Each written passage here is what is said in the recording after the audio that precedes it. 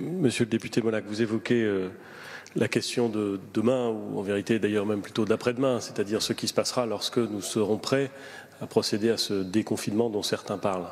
Donc personnellement, je parle peu, je réponds aux questions qu'on me pose, mais je parle peu. Pourquoi? Parce que nous sommes en train d'y travailler.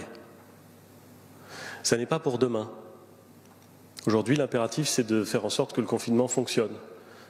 L'impératif, c'est de faire en sorte que le virus circule suffisamment lentement pour que le nombre de cas sévères qui justifient l'admission dans les services de réanimation ne soit pas supérieur au nombre de la capacité globale de notre système hospitalier. Donc aujourd'hui, c'est l'heure du confinement. Et l'heure du confinement va durer. Et c'est tout à fait difficile à supporter pour beaucoup de Français, j'en ai parfaitement conscience. Mais c'est indispensable si nous ne voulons pas nous retrouver dans une situation qui serait pire encore que celle que nous connaissons aujourd'hui. Il y a beaucoup de questions qui sont liées au déconfinement demain ou après-demain. Beaucoup.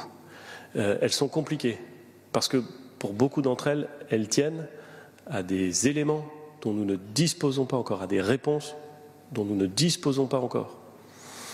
C'est la raison pour laquelle nous nous préparons. Se préparer, ça ne veut pas dire que c'est prêt.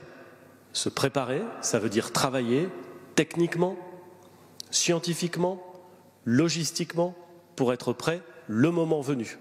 C'est ce que nous sommes en train de faire. C'est un exercice difficile, je l'ai dit. Nous en évoquerons les éléments essentiels lorsque les hypothèses sur lesquelles nous travaillons seront vérifiées, lorsque les scénarios seront écrits. Mais pour l'instant, monsieur le député, toutes ces questions sont très largement prématurées. Ce qui compte, c'est de faire en sorte que le confinement soit respecté pour soulager nos services hospitaliers qui en ont bien besoin, vous le savez, nous le savons tous, de façon à pouvoir préparer la suite.